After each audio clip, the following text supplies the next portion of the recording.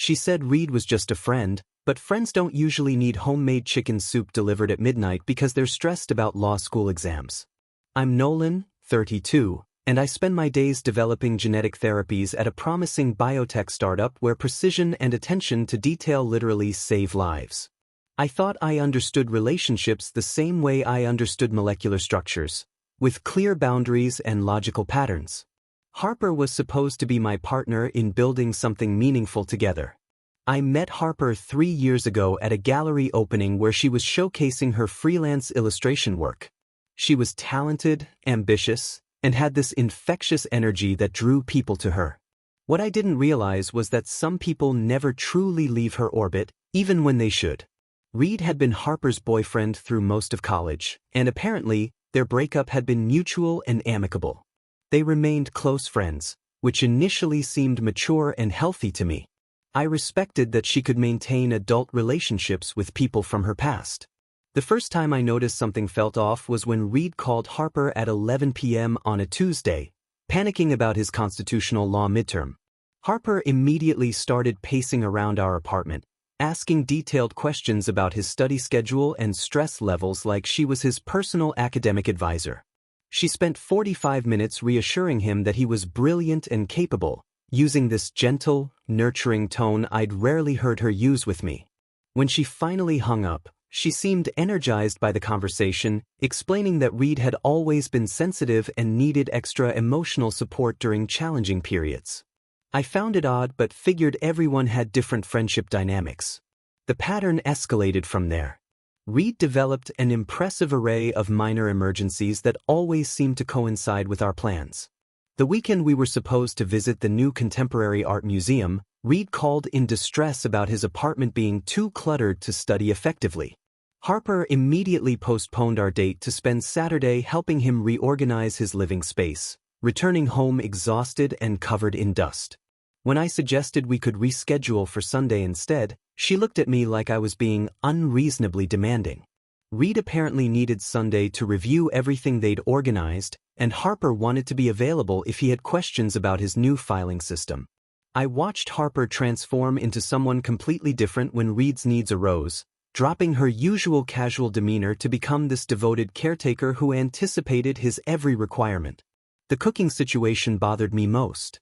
Harper rarely cooked elaborate meals for us, usually suggesting we order takeout or grab something quick after work.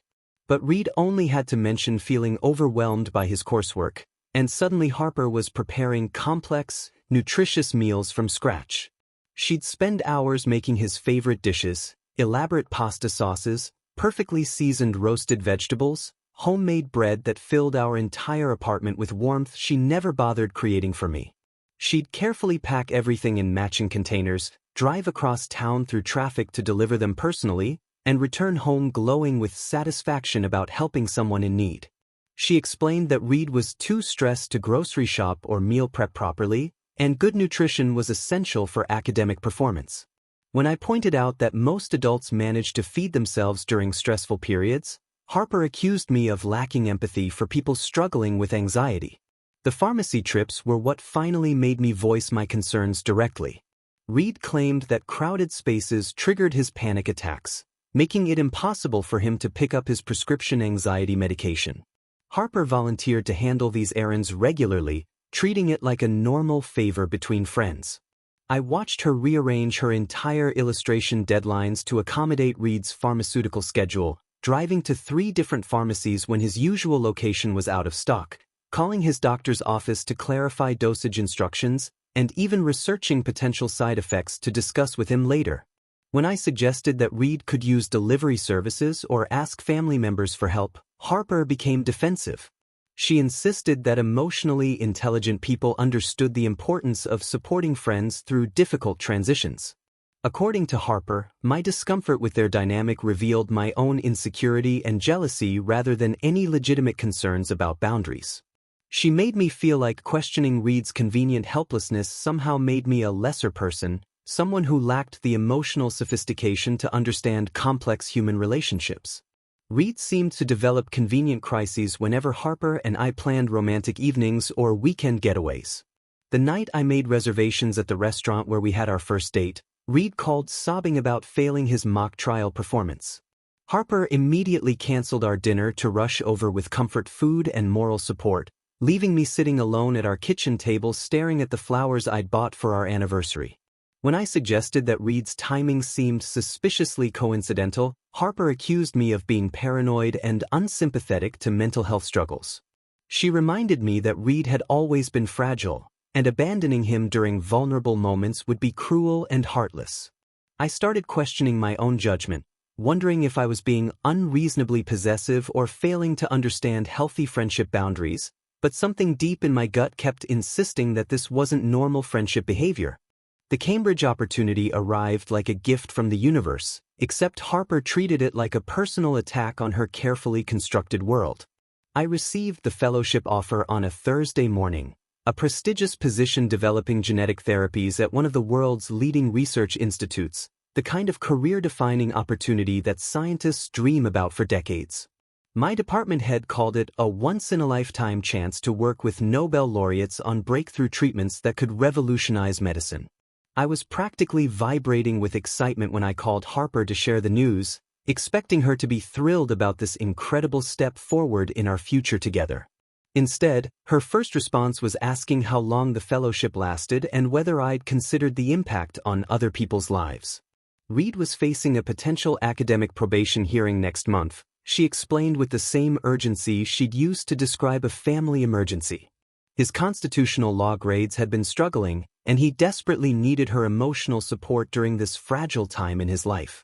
Harper couldn't possibly abandon him when he was most vulnerable, especially not to move halfway across the world for what she dismissively called my career ambitions. She made Cambridge sound like some selfish whim I was pursuing rather than a legitimate professional achievement that could benefit countless patients in the future.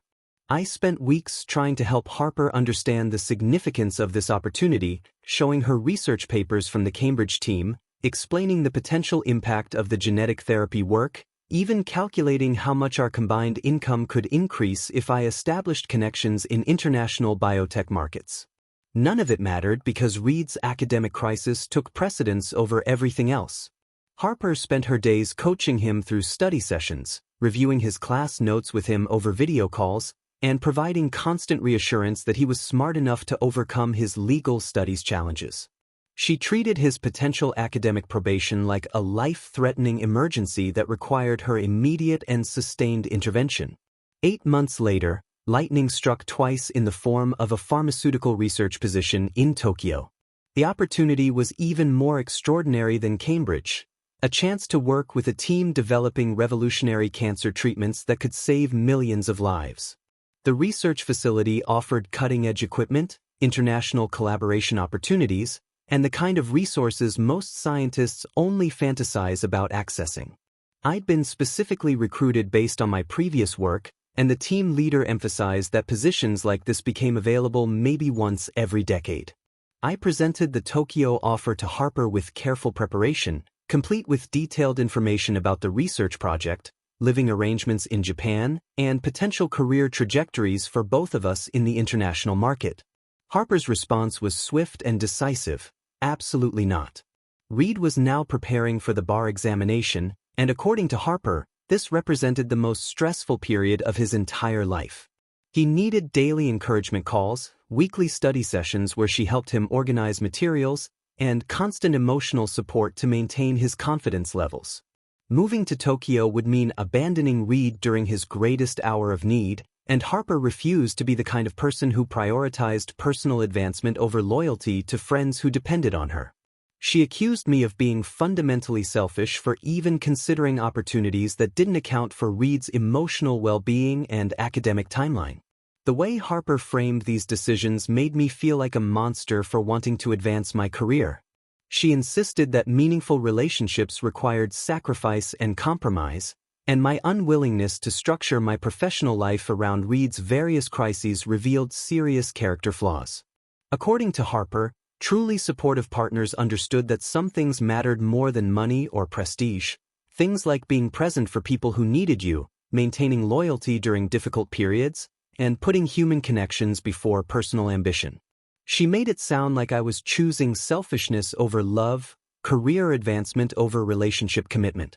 I started documenting these patterns in a private journal, writing down dates, circumstances, and Harper's exact reasoning for each rejected opportunity. The evidence was overwhelming.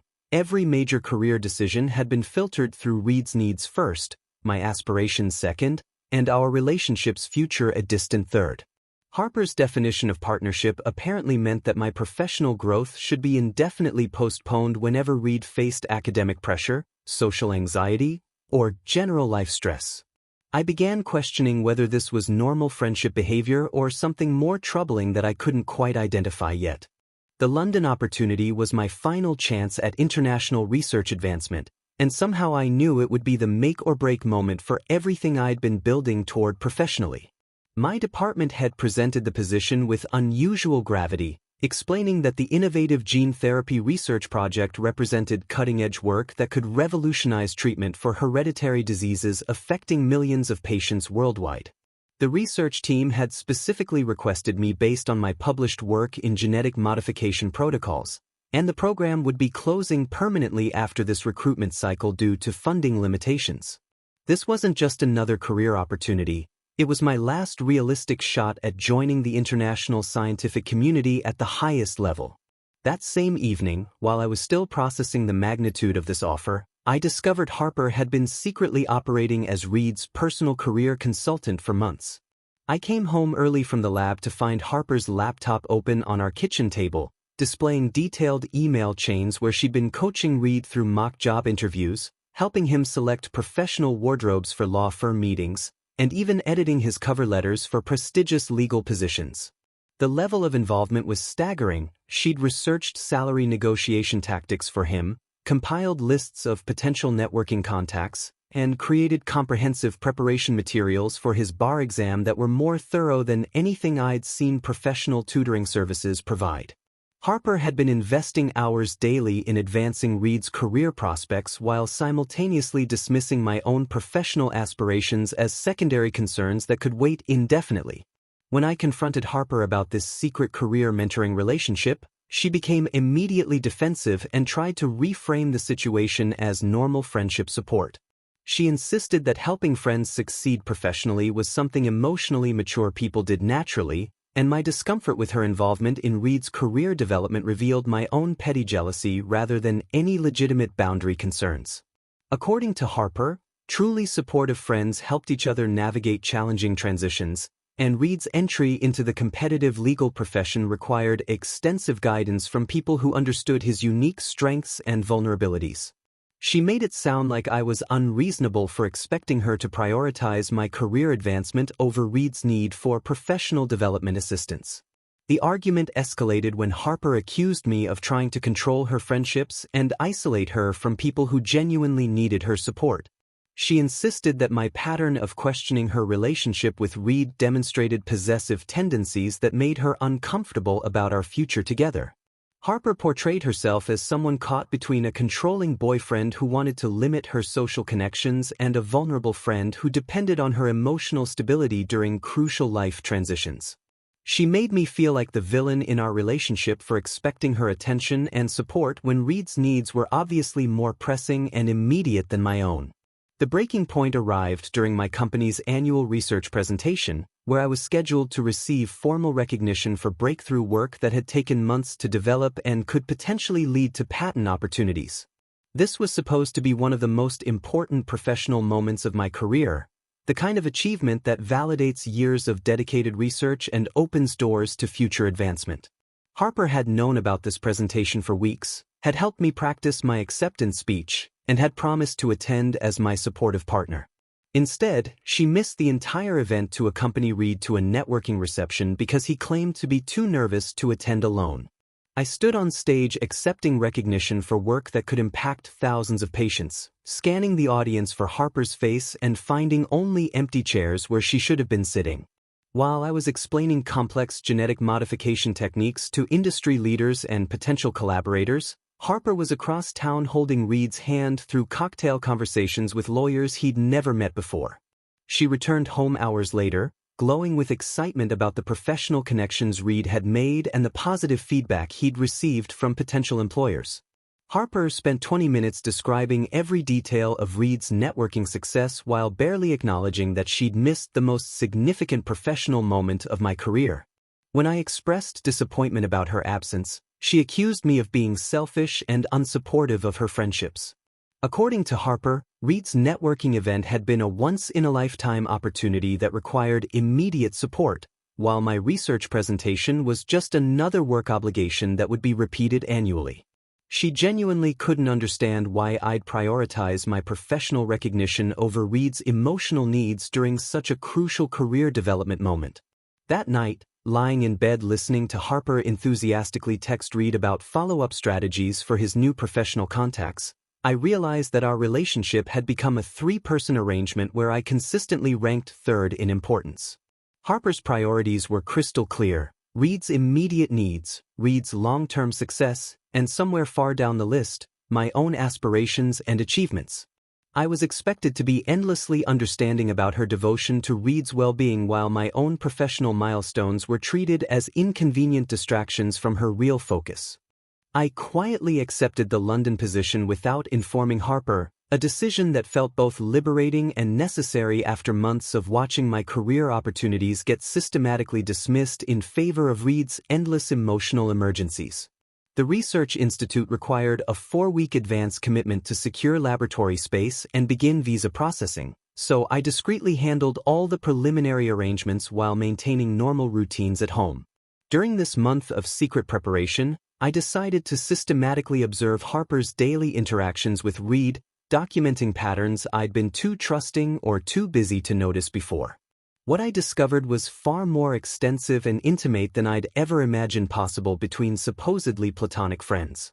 Reed called Harper every morning at exactly 6:30 for what she described as motivational talks before his law classes, conversations that lasted 45 minutes and involved endearing nicknames that made my stomach churn with discomfort. I started getting up earlier to listen from the kitchen, hearing Harper use pet names like Sweetheart and Honey while discussing Reed's daily anxiety levels, academic goals, and emotional state with the kind of tender concern I'd expected to be reserved for our relationship. These morning calls followed consistent patterns where Harper provided detailed reassurance about Reed's capabilities, reminded him of past successes to boost his confidence, and offered specific strategies for managing stress throughout his upcoming day. She spoke to him with maternal warmth mixed with something that sounded disturbingly romantic, using voice tones I recognized from our early dating period when she'd been trying to make me feel special and cherished. Harper frequently disappeared for hours to deliver homemade meals and study snacks to Reed, leaving me to handle our shared household responsibilities completely alone. She'd spend entire afternoons preparing elaborate care packages filled with his favorite foods, carefully organizing study materials she'd researched for him, and selecting motivational books she thought would inspire him during challenging periods. When she returned from these extended visits, Harper always seemed energized and fulfilled in ways that her time with me never seemed to provide. She described Reed's gratitude and emotional responses to her support with glowing satisfaction, making it clear that being needed by him gave her a sense of purpose that our stable relationship apparently couldn't match. I suggested we attend couples counseling to address what I diplomatically called our communication issues, hoping professional guidance might help Harper recognize how her behavior was affecting our relationship dynamics. Harper immediately dismissed the idea, claiming that our only real problem was my unreasonable possessiveness and jealousy regarding her friendship with Reed. According to Harper, emotionally secure people didn't need professional intervention to handle normal relationship challenges, and my desire for counseling revealed insecurity rather than legitimate concerns about our partnership's health. She insisted that couples therapy was for relationships with serious problems, while we simply needed better communication and more trust from my end regarding her social connections. Harper's refusal to even consider professional guidance confirmed that she saw nothing problematic about prioritizing Reed's emotional needs over our relationship's stability. Reed began making increasingly bold, unannounced visits to our apartment, arriving with expensive art supplies and elaborate gifts that he claimed were tokens of appreciation for Harper's friendship and support. These surprise visits always seemed perfectly timed to interrupt our private moments together, appearing during our dinner preparations, showing up when we were planning weekend activities, or arriving just as we'd settled in for quiet evenings at home. Reed would present Harper with carefully selected presents like premium watercolor sets, professional-grade illustration tools, and rare art books that demonstrated intimate knowledge of her creative preferences and professional aspirations. He'd researched her artistic interests more thoroughly than I had during our entire 3-year relationship, choosing gifts that reflected deep understanding of her aesthetic preferences and career goals. The way Harper's face lit up when receiving these thoughtful presents made me realize that Reed was actively courting her through strategic generosity and emotional manipulation. During these unannounced visits, Reed would linger for hours, engaging Harper in lengthy conversations about her artistic projects while I sat nearby feeling like an unwelcome intruder in my own living space. He'd ask detailed questions about her illustration techniques, offer enthusiastic praise for her creative decisions, and provide the kind of focused attention and genuine interest that I'd stopped offering after years of taking her talents for granted. Reed's visits made me acutely aware that I'd become complacent in our relationship, assuming Harper would always be available while Reed was actively demonstrating through consistent actions that she was precious and worth pursuing with deliberate effort. While I was in London securing my research lab space and completing visa documentation, Harper's college roommate Paige called me with urgent news that would completely shatter my understanding of the situation I'd been living in for months. Paige had stumbled upon disturbing information accidentally while attending a law school study group where Reed was bragging about his relationship status to classmates who'd never heard of me. According to multiple witnesses in their study sessions, Reed had been consistently telling people that Harper was essentially his girlfriend and that I was just a transitional living situation until they officially reconciled after his law school graduation. Reed described our relationship as a convenient temporary arrangement that Harper was maintaining for financial stability while waiting for him to complete his education and establish his legal career. He'd been portraying himself as Harper's real romantic partner who was patiently allowing her to maintain practical domestic arrangements with another man until circumstances permitted them to resume their authentic relationship. Paige discovered that Reed had been secretly photographing Harper during their private conversations, capturing intimate moments when she was being affectionate or vulnerable, and saving these images as evidence to show friends that she was still emotionally attached to him. He'd accumulated dozens of photos from their coffee dates, apartment visits, and meal delivery sessions, creating a comprehensive visual narrative that supported his claims about their ongoing romantic connection. Reed had also been recording Harper's most affectionate voicemails and playing selected excerpts for his law school friends, using her caring tone and endearing language as proof that their relationship was deeper than friendship despite her apparent living situation with another man.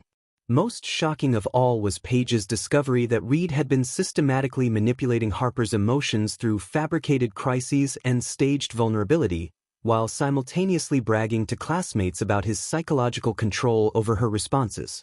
Reed had openly discussed his strategic approach to maintaining Harper's devotion, explaining to study group members how he deliberately created academic emergencies and emotional breakdowns to ensure she remained focused on his needs rather than developing deeper commitment to her official boyfriend.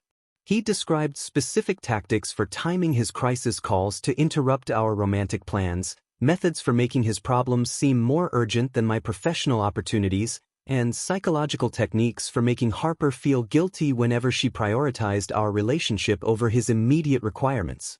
Reed had been treating Harper's compassion and loyalty as a game he was winning through calculated manipulation, while she genuinely believed she was supporting a friend through legitimate struggles. When Paige initially confronted Harper with screenshots of Reed's social media posts about their relationship and evidence of his deceptive behavior, Harper defensively insisted that Reed would never manipulate her emotions or lie about their friendship boundaries. However, Paige's evidence was overwhelming. Text message screenshots where Reed described his strategic emotional manipulation, social media posts where he referred to Harper as his girlfriend, and recorded conversations where he bragged about controlling her priorities through fabricated emergencies. The final proof came when Harper went to Reed's apartment to help him with a research project and discovered the collection of secretly photographed images and recorded voicemails he'd been saving as trophies of his psychological influence over her. Harper found folders on his laptop labeled with dates and emotional categories, containing hundreds of photos and audio files documenting their interactions over months of what she'd believed was genuine friendship. Reed had been systematically collecting evidence of Harper's affection and vulnerability, treating her caring responses like conquests in some twisted psychological experiment where her emotions were his research subjects. Harper's frantic attempts to contact me in London began immediately after she discovered Reed's manipulative behavior, with increasingly desperate voicemails that revealed the complete collapse of everything she'd believed about their friendship. Her first messages were barely coherent, filled with tears and stammered apologies as she tried to explain how thoroughly Reed had deceived her about his intentions and feelings. Harper confessed that she finally understood why I'd been uncomfortable with their dynamic, admitting that every concern I'd raised had been completely justified while she'd been blind to his calculated psychological manipulation. She described finding the secret photos and recordings as a devastating betrayal that made her question every interaction they'd shared, realizing that moments she'd considered genuine friendship had actually been opportunities for Reed to document her emotional vulnerability for his own twisted satisfaction. However, by the time Harper was ready to acknowledge the truth about Reed's behavior, I had already begun establishing my new life in London with genuine enthusiasm and relief. I'd secured a beautiful flat near the research facility, complete with large windows that flooded my home office with natural light and a kitchen where I could cook elaborate meals for myself without worrying about someone else's dietary preferences or emotional crises. My new colleagues at the Research Institute were brilliant, dedicated scientists who respected professional boundaries and understood that meaningful work required focus and commitment rather than constant emotional drama. For the first time in months, I was sleeping through the night without being woken by emergency phone calls, eating meals without interruption from manufactured crises, and pursuing my research with the kind of concentrated attention that produces breakthrough results. When Harper and I finally had an extended phone conversation, she promised to immediately block Reed from all communication channels and begin individual therapy to understand how she'd become vulnerable to his psychological manipulation tactics. Harper insisted that she was ready to do whatever necessary to rebuild our relationship, including relocating to London if that would demonstrate her commitment to prioritizing our partnership over external distractions. She acknowledged that Reed had successfully exploited her compassion and loyalty, turning her natural desire to help people into a weapon he could use to control her attention and emotional energy. Harper seemed genuinely shocked by the extent of Reed's deception, describing his behavior as sociopathic and predatory in ways she'd never recognized during their interactions. I listened to Harper's promises with a mixture of sadness and clarity, recognizing that her willingness to change had only emerged after devastating consequences forced her to confront the damage her choices had caused.